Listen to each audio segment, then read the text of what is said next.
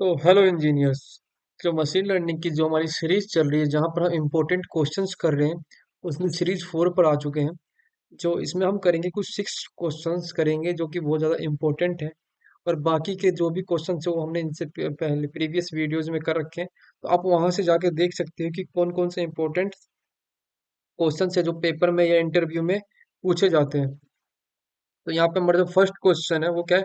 Differentiate between classification and regression task. देखो, classification क्या होता है? क्लास करना मतलब, क्लासिफिकेशन मतलब एक बांटना। इसमें दो ही चीज हो सकता है। जैसे कि मैंने बोल दिया क्लास ए क्लास बी, या यस या नो, या फिर मैंने कह दिया ट्रू फॉल्स। यानी मतलब हम इसमें दो ही चीज, हाँ या ना, वो बांटते हैं। रिग्रेशन क्या होता है? कंटिन्यूअस वैल्यू देता है, हमें एक प्राइस देता है, एक टेम्परेचर देता है, या फिर एज बताता है। जो हम मॉडल को देते हैं वो हमें इसमें बताएगा। तो देखो, पहले गोल क्या होता है? प्रिडिक्ट, कैटेगराइज और लेबल। क्लासिफिकेशन करता है। रिग्रेशन क्या करता है? Predict predict continuous numerical values. उसके बाद सेकंड क्या हमारा आउटपुट टाइप्स क्या हो सकता है? डिस्क्रीट हो सकता है, yes no, class A class B, true false, male female, ये क्लासिफिकेशन में हो सकते हैं हमारे। बट अगर बात करूँ कंटिन्यूअस की तो रिग्रेशन में होगा। देन हमारा क्या होता है? एग्जाम्पल क्या हो सकता है? स्पैमिंग और नॉट स्पैमिंग, डिसीज और not disease, image is a cat और डॉग। मतलब हमें जो यहाँ पे क्लासिफाई करना पड़ेगा तो क्लासिफिकेशन में आएगा। Then predict house price, forecast sale, predict temperature, ये हमारे रिग्रेशन में आएंगे सारे। देन हम चलते हैं एल्गोरिथम एग्जांपल, क्या क्या एल्गोरिथम कहाँ पे यूज करते हैं? क्लासिफिकेशन में हम लॉजिस्टिक रिग्रेशन का यूज करते हैं, decision trees, SVM, random forecast, forest classifier का हम यूज करते हैं। और अगर अपने लेफ्ट साइड देखें तो यहाँ पे रिग्रेशन में हम यूज करेंगे linear regression, decision trees, SVR support vector regressor कहते हैं, रैंडम फॉरेस्ट रिग्रेसर भी जहाँ पे ये एल्गोरिथम जो यूज करते हैं हम दोनों में। देन हमारा क्या है? परफॉर्मेंस मैट्रिक्स की बात करें तो एक्यूरेसी, प्रिसीजन, रिकॉल, F1, इसको क्लासिफ, कंफ्यूज मैट्रिक्स। यहाँ पे हम मैट्रिक्स जो परफॉर्मेंस मैट्रिक्स शो कर सकते हैं। यहाँ पे क्या है? एमएससी, आरएमएससी, आर स्क्वायर, ये कुछ मैट्रिक्स है जिनका हम यहाँ पे शो कर सकते हैं। तो फर्स्ट क्वेश्चन तो हमारा कंप्लीट होता है। यदि आपको कोई भी डाउट हो तो आप नीचे डिस्क्रिप्शन में पूछ सकते हो। और हमारा एक टेलीग्राम चैनल और व्हाट्सएप ग्रुप है जहाँ पर मैं मशीन लर्निंग से बेसिक से एडवांस तक के क्वेश्चन को शेयर करता हूँ। तो आप वहां से अगर उसको ज्वाइन कर लो तो आपकी बेसिक जो भी नीड है, जो भी कॉन्सेप्ट है, जो भी आपको समझना है, तो आप वहाँ पे पूछ सकते हो। और वीडियो के डिस्क्रिप्शन में भी दे दो। तो मैं आपको बेसिकली आपको एकदम एकदम बेसिक से ऐसे समझाऊंगा कि आपको वो कॉन्सेप्ट क्लियर हो जाएगा। चलते अपने सेकंड क्वेश्चन पे। सेकंड क्वेश्चन क्या है? What is the precision and how it is different from recall. देखो, ये दो डिफरेंट चीज होती है। यहाँ पे मैंने डेफिनेशन लिख रखा है, in machine learning precision and recall are two metrics used in the evaluate the performance of the model, particularly in a classification task. Precision measure the accuracy of positive prediction, while recall measure how well the model identify all positive instants. They are often used together to gain the more comprehensive understanding of a model effectiveness। जैसे कि पता चल गया कि जो precision है वो बताता है कि आपके मॉडल ने कितना पॉजिटिवली टास्क किया है, कितना एक्यूरेसी उसका सही है। बट रिकॉल बताता है कि उसको क्या क्या क्या लगा है। वो मेजर करता है कि इसको कितना टाइम लगा है, कितना पॉजिटिव इसने किया है। इनके कुछ फॉर्मूले भी मैंने लिख रखे हैं नीचे, आप देख सकते हो।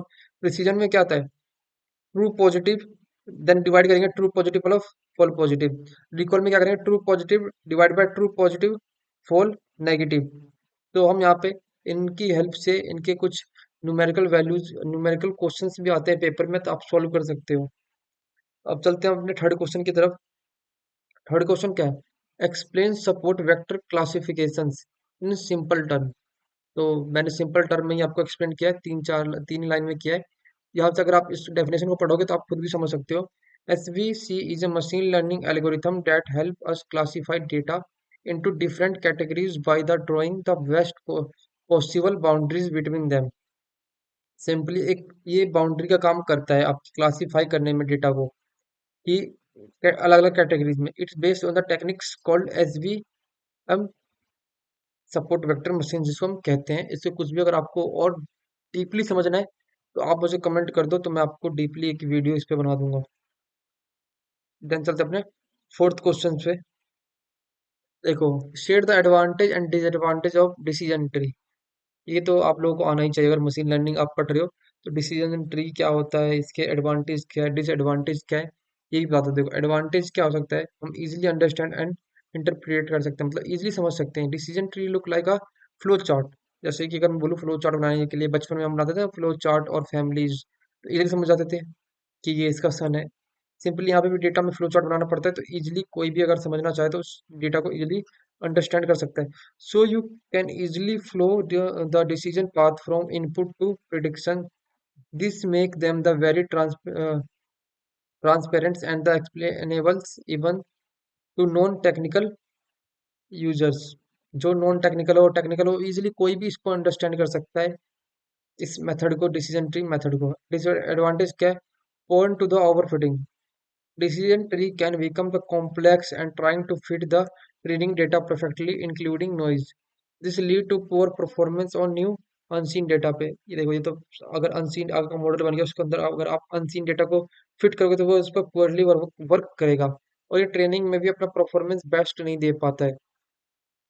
तो आपको दोनों डिफरेंस समझ में आ गया होगा, एडवांटेज एंड डिसएडवांटेज। इसके अगर आप और भी अच्छे से करना चाहते हो तो बीच में एक लाइन ड्रॉ करके आप यहाँ पे 5 एडवांटेज और 5 डिसएडवांटेज लिख सकते हो पेपर्स में, या इंटरव्यू में आप दे सकते हो। देन हम चलते हैं अपने फिफ्थ क्वेश्चन की तरफ। What is the of feature scaling. Feature scaling is use the standardize or normalize the range of the feature input variable so that all them are known similar scale. Many machine learning algorithm work better when features are the same scale. जब भी सारे feature अगर same ही scale पे हो तो बहुत सारे machine learning एक बेस्ट वर्क करते हैं। If one feature are large value, अगर किसी एक फीचर के पास लार्ज वैल्यू है and another feature is small value like age, the model might treat the large one of the more important even it's not। आप लोगों को समझ में आ गया होगा कि जो हमारा पर्पज क्या है फीचर का स्केलिंग का, कि हमारे जो भी फीचर्स है वो एक ही स्किल पे हमारा होना चाहिए, तभी मॉडल एक बेस्ट वर्क कर पाएगा। Algorithm that need the feature scaling के लिए कौन कौन से एल्गोरिथम की यूज होती है, 5-6 एल्गोरिथम की यूज होती है, बट मैंने यहाँ पे 3 ही लिख रखा है। के एन एन, के nearest near, support vector machine, logistic regression, इनका यूज करके हम जो भी पर्पज है फीचर स्केलिंग का, उसको और इम्प्रूव कर सकते हैं। तो बाकी और भी एल्गोरिथम यूज होता है जो कि मैंने यहाँ पे लिखा नहीं है। देन हम अब चलते हैं लास्ट क्वेश्चन की तरफ। आई होप आप लोगों को वीडियो समझ में आ रही हो। तो अगर वीडियो समझ में आ रही है तो प्लीज़ वीडियो को लाइक कर देना और अपने दोस्तों के साथ शेयर कर देना, ताकि उनका भी भला हो पाए और वो भी कुछ सीख पाए।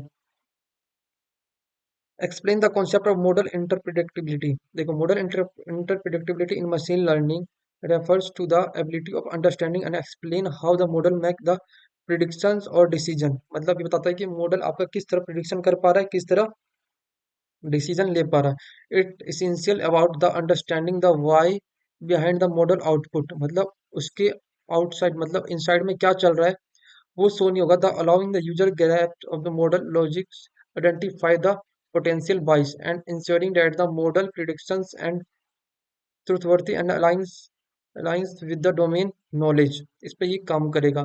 और ये important क्यों है, trust and the accountability, bias detection and the mitigations, debugging and improvement and generalization and the transferability पर ये अच्छा ये इसलिए ये important है हमारा मॉडल इंटरप्रिडिक्टेबिलिटी।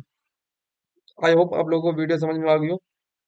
तो प्लीज़ वीडियो को लाइक कर देना और नीचे जाके आप ग्रुप्स को ज्वाइन कर लो, जहाँ पर इंपॉर्टेंट क्वेश्चन या इंपॉर्टेंट टॉपिक्स में शेयर करता हूँ, आप लोगों की हेल्प हो पाएगी। धन्यवाद।